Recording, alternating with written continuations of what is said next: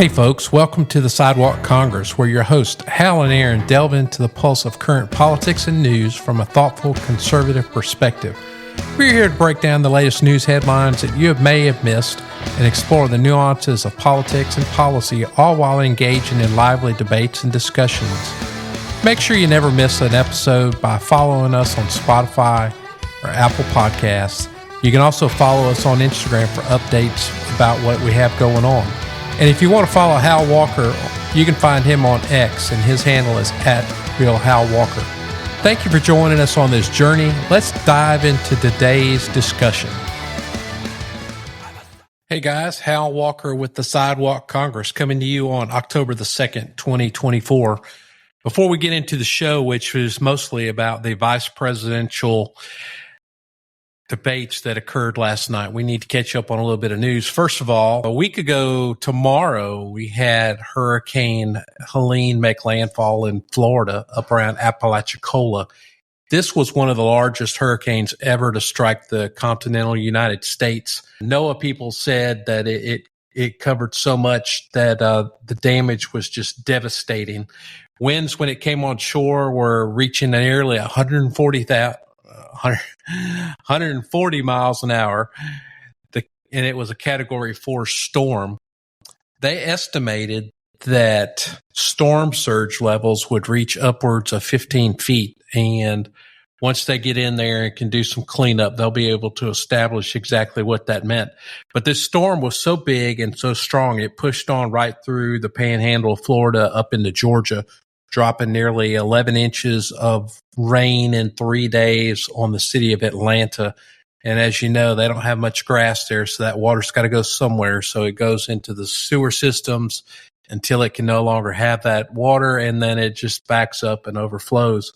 But this storm kept going, went up into South Carolina, North Carolina, and Tennessee. It has caused hundreds of millions of dollars, most likely $50 billion worth of damage. And so far, there's about 180 people that have lost their lives, with many still unaccounted for.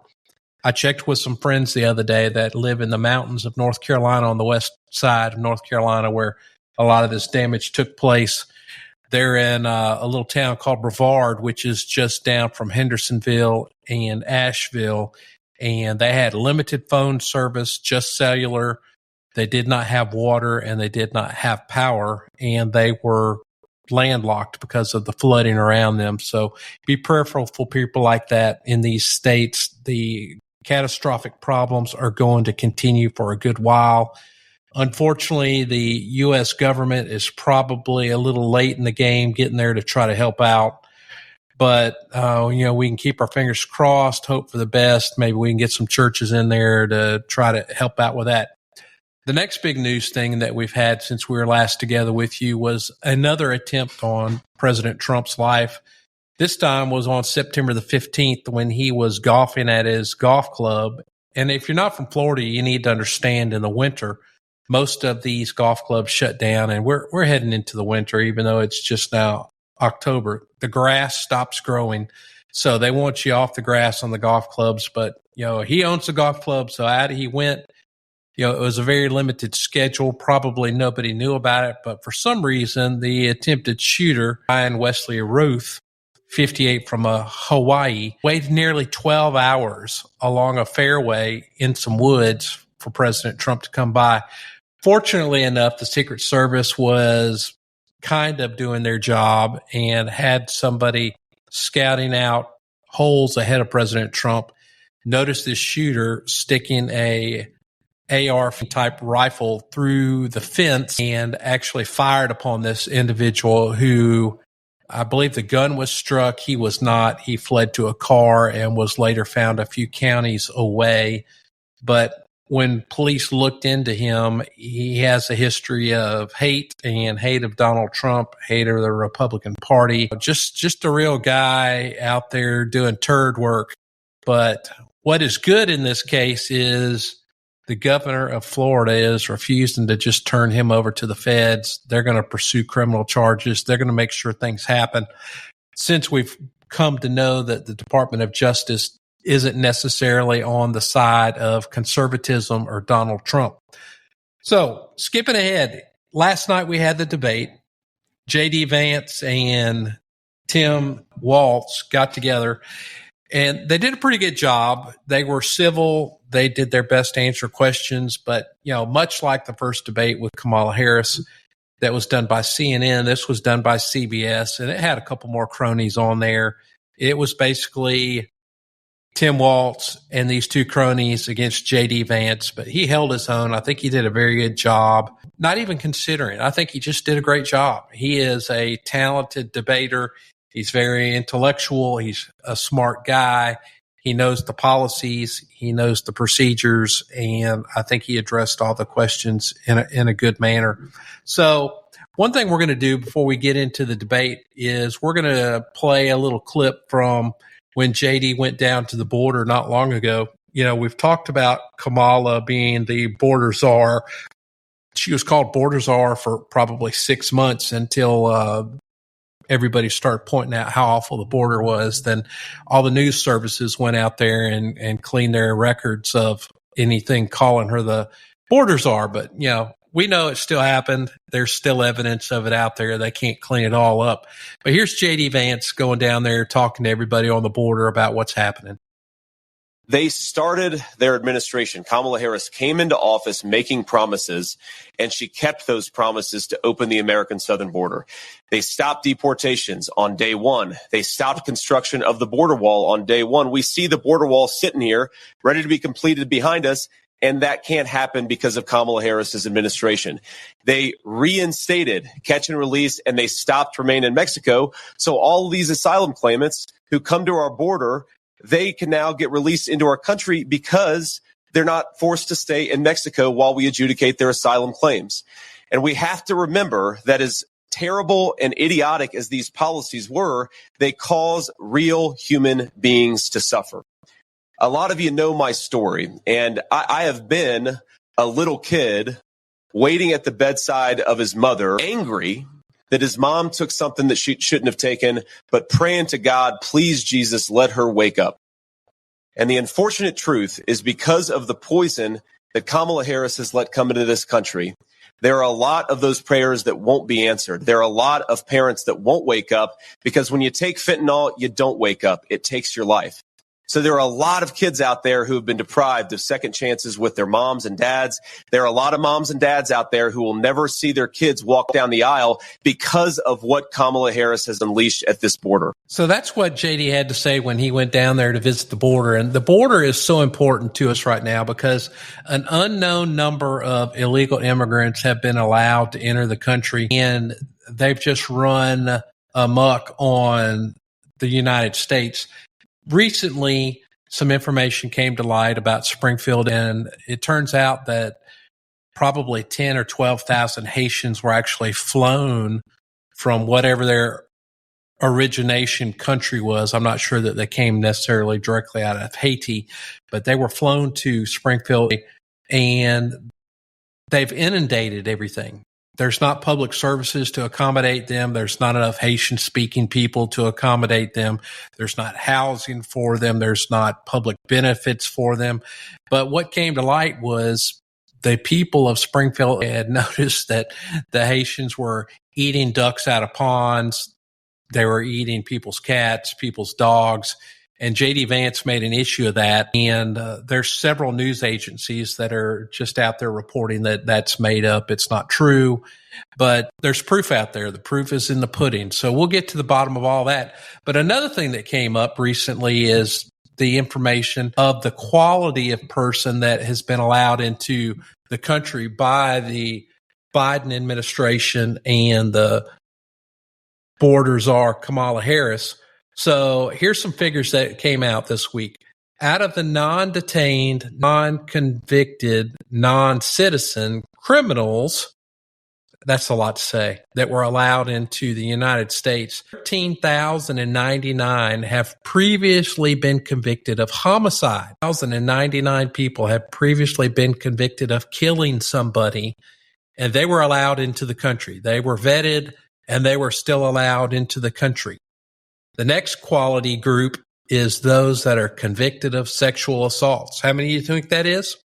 It's a bigger number. Imagine that.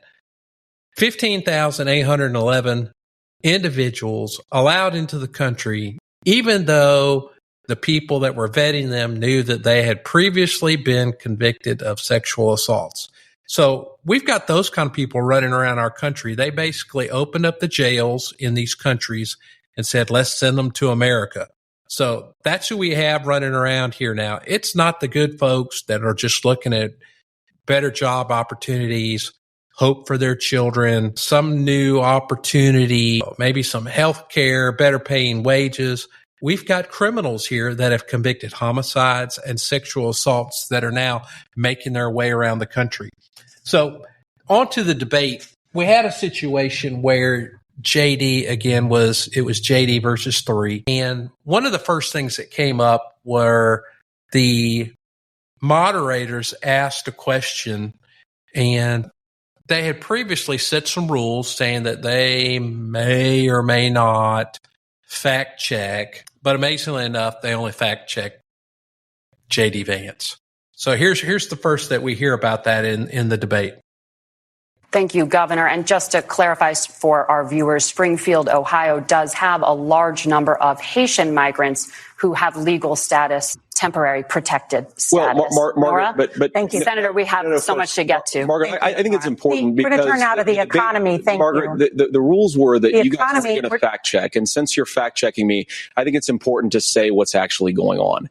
So there's an application called the CBP One app, where you can go on as an illegal migrant, apply for asylum or apply for parole, and be granted legal status at the wave of a Kamala Harris open border wand. That is not a person coming in, applying for a green card and waiting for 10 years. That is the facilitation of illegal immigration. Thank you, Senator, for describing the legal process. We have so much to get to. Those laws have been on the books since 1990. Thank you, gentlemen. The CBP One app has not been on the books since 1990. It's something that Kamala Harris created. Gentlemen, the audience can't hear you because your mics are cut. We have so much we want to get to. Thank you for explaining the legal process. He is still saying he didn't lose the election. I would just ask that. Did he lose the 2020 election? Tim, I'm focused on the future. Did Kamala Harris censor Americans from speaking their mind in the wake of the 2020 COVID situation? That is a damning non-answer. My party, we've got to do so much better of a job at earning the American people's trust back on this issue where they frankly just don't trust us. And I think that's one of the things that Donald Trump and I are endeavoring to do. I want us as a Republican Party to be pro-family in the fullest sense of the word. The fact of the matter is, how can we as a nation say that your life and your rights, as basic as the right to control your own body, is determined on geography? What would immediately change the equation for American citizens? If you lower energy prices, as Donald Trump says, drill, baby, drill. One of the biggest drivers of housing costs, aside from illegal immigration, is think about it. If a truck driver is paying 40% more for diesel, then the lumber he's delivering to the job site to build the house is also going to become a lot more expensive. If we open up American energy, you will get immediate pricing relief for American citizens, not, by the way, just in housing, but in a whole host of other economic goods too. So in that clip, we saw what exactly J.D. Vance faced with the moderators, but he was able to push on through it. Some of that other information was just some excerpts from the debate because it was an hour and 40 minutes long. There's no way we can bring you the whole thing. I know many of our listeners are hardworking blue-collar people. Maybe were asleep by the time they brought this on, and who knows, maybe that's intentional. I don't know, but it only affects the East Coast people and the Central people. JD had a lot to say. He was very talented. He was very informative. And it's just like there at the end, you've got Tampon Tim trying to say, Trump won't even admit losing the 2020 election. They continue with that rhetoric that Trump lost and he tried to overthrow.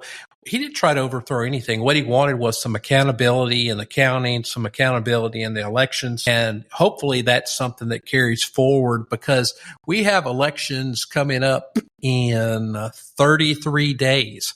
Now, I'm going to encourage you patriots out there to go ahead and get out and vote.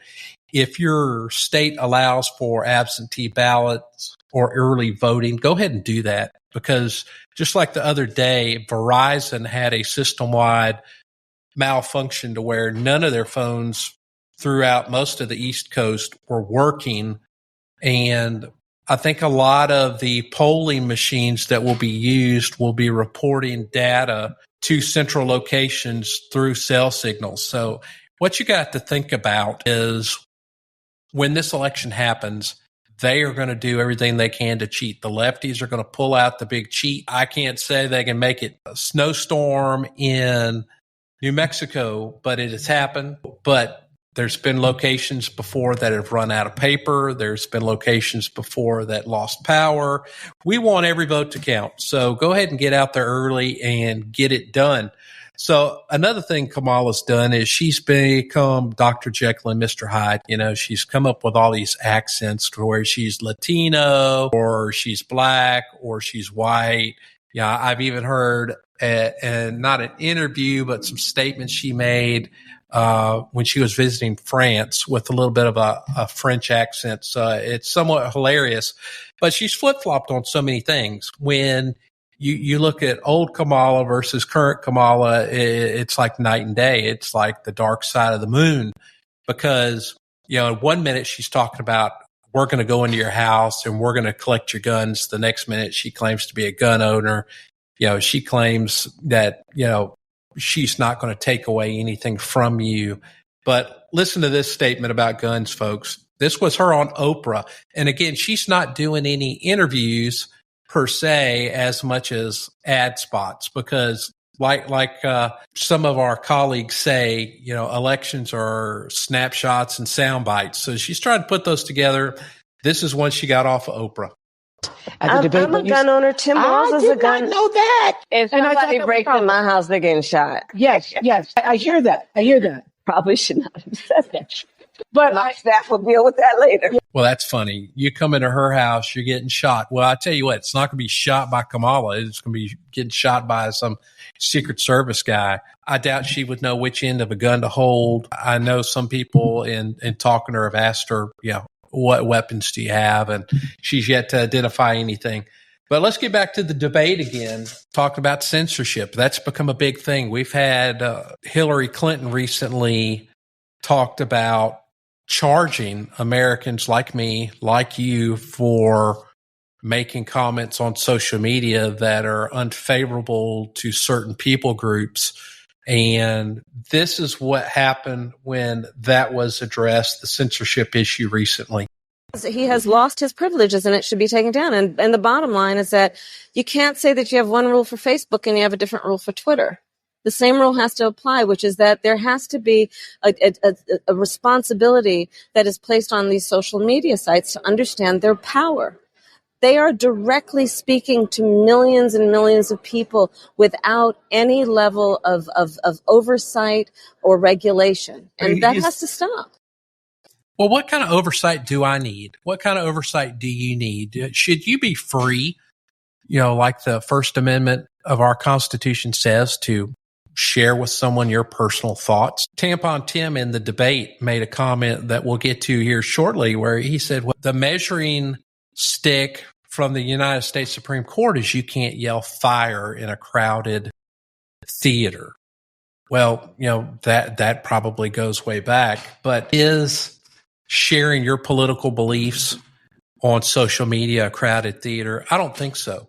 But, you know, J.D. Vance made it clear that, you know, they are aware of the censorship that took place. You know, Mark Zuckerberg has come out from Facebook recently saying that the federal government under the Biden administration made them censor comments on Facebook, specifically as it related to mask usage during COVID. Everybody was like, hey, Fauci says use a mask, we're going to use a mask. But, you know, most people knew through the research that's out there and available that the size of the viruses that were going around would not be stopped by masks. So essentially you just had a bunch of folks running around that looked like they were getting ready to rob the place.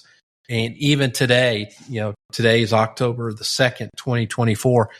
I see folks still walking around, but most of them don't have their masks around their face. For some reason, it's around their chin. And I'm not really sure what's going on with that or what benefit there is to that. Well, let's keep talking about democracy and censorship. This came out in last night's debate.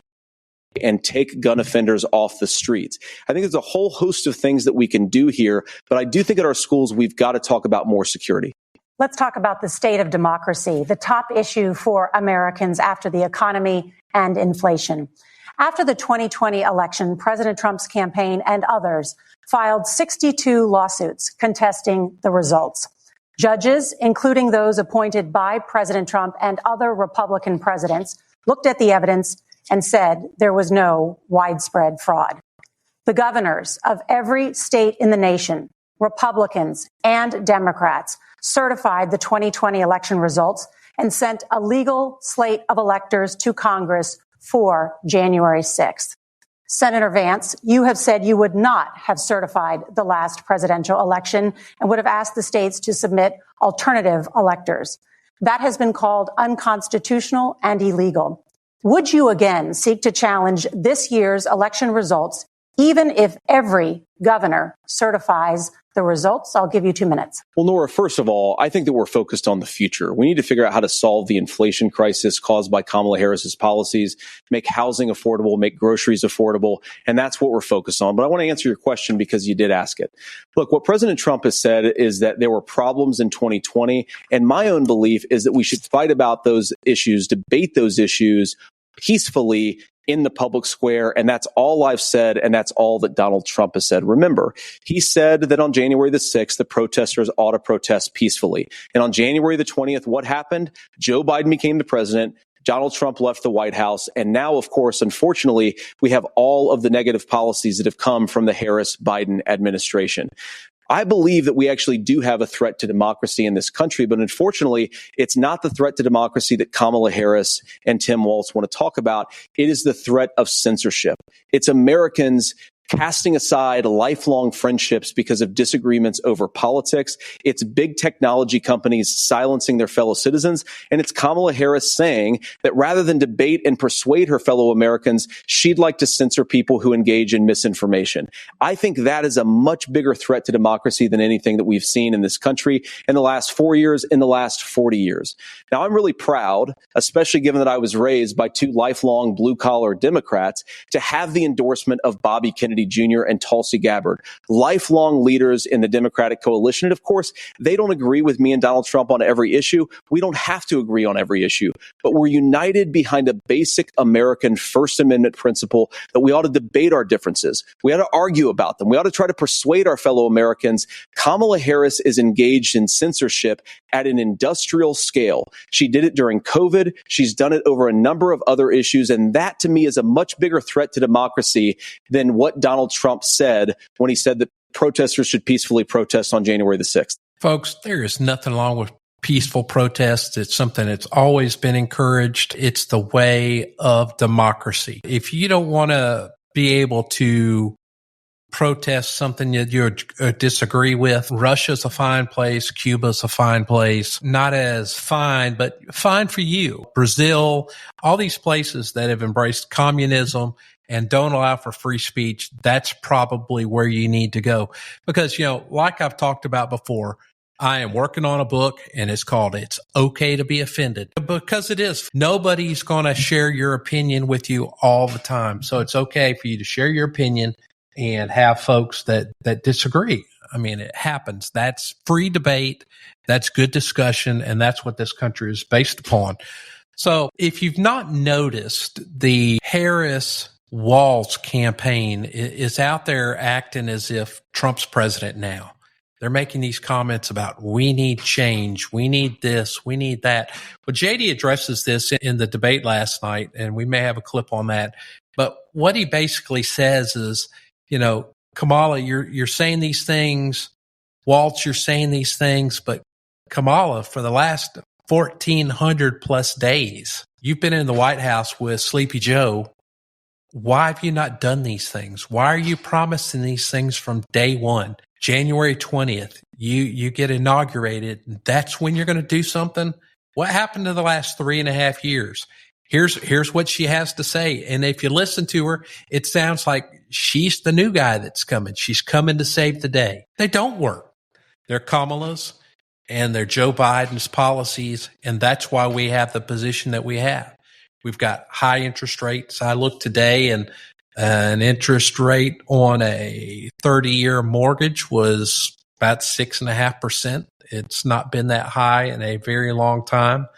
I believe you even had to buy points to get that rate. But, groceries are out of sight. I remember recently I went to the store to just pick up a few things to cook during a ball game, and it was $40 for hot dogs, buns, chips, mustard, chili, some cookies. $40. Once upon a time, it would have been about $16, but it was $40. So, guys, here we go. We're going to go with a little more footage from last night's debate. Again, it was J.D. Vance versus, it seemed like, America, but did a great job. So here he is talking about the border again. Vance attacked Kamala Harris for doing nothing to help it. The only thing that she did when she became the vice president, when she became the appointed border czar, was to undo 94 Donald Trump executive actions that opened the border. Honestly, Tim, I think you got a tough job here because you've got to play whack-a-mole. You've got to pretend that Donald Trump didn't deliver rising take-home pay, which of course he did. You've got to pretend that Donald Trump didn't deliver lower inflation, which of course he did. And then you simultaneously got to defend Kamala Harris's atrocious economic record, which has made gas, groceries, and housing unaffordable for American citizens. I was raised by a woman who would sometimes go into medical debt so that she could put food on the table in our household. I know what it's like to not be able to afford the things that you need to afford. We can do so much better. To all of you watching, we can get back to an America that's affordable again. We just got to get back to common sense economic principles. Guys, it's not rocket science. Economics can be a little confusing. Kamala Harris's plan is just not going to work. She's talking about a $25 or $25,000 tax credit maybe for first-time home buyers. Well, you know what that gets you? That gets you a house that costs $25,000 more than it should. I've seen that. This law office has done closings historically for years and years. And when there was policies out there like that was down payment assistance based upon some grants and such, somehow those costs were always absorbed by somebody else and it did not benefit the borrower. But just that in itself and the whole fair share thing, Kamala Harris and a bunch of her Democratic cronies talk about the greater 1% of the earners need to pay their fair share. Well, when you look at it and you look at it from a perspective of truth, that 1% is paying nearly 40% of the total tax burden today. So they are definitely carrying their fair share. And she talks about, well, we're going to tax corporations. Well, corporations, Kamala, don't pay taxes. I think you claim to have an economic degree, but that tax that's assessed on a corporate entity passes through in terms of higher prices on the goods or services that they sell or offer. So that's just a tax on people. It's not going to be a tax that's paid by the corporations. These are pipe dreams. They're not going to fix the problems that occur today. Like J.D. Vance said last night, the best way to cure the economic woes of the United States is to do things like drill, baby, because costs of fuel determine costs of everything. Because if you need lumber, it's got to get to you somehow. It's going to either be on a train or a truck or in a boat, and you've got to fuel those things. And if it costs you more for diesel fuel, your goods are going to cost more that you deliver. So the best thing we can do is get back to energy dependence. In the debate, Walz talked about Minnesota, where he's from, has like the biggest manufacturing location of solar panels. Well, in the United States, they may, but not in the world. That comes out of China. And if you want energy dependence and you think solar panels is the way to go, we need more groups than just the one sitting in Minnesota creating solar panels. And solar panels are made out of parts, and most of those parts come from China. So again, that creates a dependence on the United States to have that relationship with China, who, by the way, is covertly sending weather balloons over the U.S., recording things, hacking into stuff, and we will probably have some type of military scuffle with them before it's all over. Talking about military scuffles, we've got Iran sends ballistic missiles again at Israel. The vast majority of them, probably 90+%, were knocked out of the sky. But each missile that the United States either sells to Israel or shoots off from one of their ships costs in excess of $1 million. So it was like a fireworks show, just knocking those things out of the sky. Iran is in no position to attack any country, let alone Israel or the United States. But as long as the powers that be run that country, we're going to continue to have these problems. But I support Israel, protecting itself. Hamas and Hezbollah, those groups need to be wiped out. So we're going to go to a closing now. This is the closing statements that Tim Walz and JD Vance made last night at the conclusion. Listen closely to what JD says at the end. It's very telling, and I think it was a great way to end. Well, thank you, Senator Vance. Thank you to CBS News. And most importantly, thank you to all of you. If you're still up and the folks who miss Dancing with Our Stars, I appreciate it. But look, the support of the democracy matters. It matters that you're here. And I'm as surprised as anybody of this coalition that Kamala Harris has built, from Bernie Sanders to Dick Cheney to Taylor Swift, and a whole bunch of folks in between there. And they don't all agree on everything, but they are truly optimistic people. They believe in a positive future of this country and one where our politics can be better than it is. And I have to tell you, that better than it is the sense of optimism that there can be an opportunity economy that works for everyone, not just to get by, but to get ahead. And the idea that freedom really means something, not the freedom of government to be in your bedroom or exam room, but the freedom for you to make choices about yourself. Now, look, we all know who Donald Trump is. He's told us, and as Maya Angelou said, believe him when he told you that. His first inaugural address talked about American carnage. And then he spent 4 years trying to maybe do that. Senator Vance tonight made it clear he will stand with Donald Trump's agenda. He will continue to push down that road. Kamala Harris gives us a different option. Now, I'll have to tell you, I'm going to be careful about the quotes, but there's one that Senator Vance said that does resonate with me. He said, Donald Trump makes the people I care about afraid. A lot of America feels that way. We don't need to be afraid. Franklin Roosevelt was right. All we have to fear is fear itself. Kamala Harris is bringing us a new way forward. She's bringing us a politics of joy. She's bringing real solutions for the middle class, and she's centering you at the heart of that. All the while asking everyone, join this movement, make your voices heard. Let's look for a new day where everybody gets that opportunity and everybody gets a chance to thrive. I humbly ask for your vote on November 5th for Kamala Harris. Guys, let's talk about this to begin with. Tampon Tim's a little bit of a quirky guy, but, he talked a whole lot about nothing just then. He talked about an opportunity economy and middle class. But, what it comes down to, again, is they are not the new folks. Tim may be, but Kamala's been there for 3.5 years. Where is all this opportunity? Why didn't it happen already? Why is she just waiting? 2 months ago, Joe Biden was the guy that was going to run for president here in November. Out of nowhere, after the first debate and his failures, they got rid of him. They really played the Republican Party. The Republican Party did their dirty work. They knew he wasn't good enough.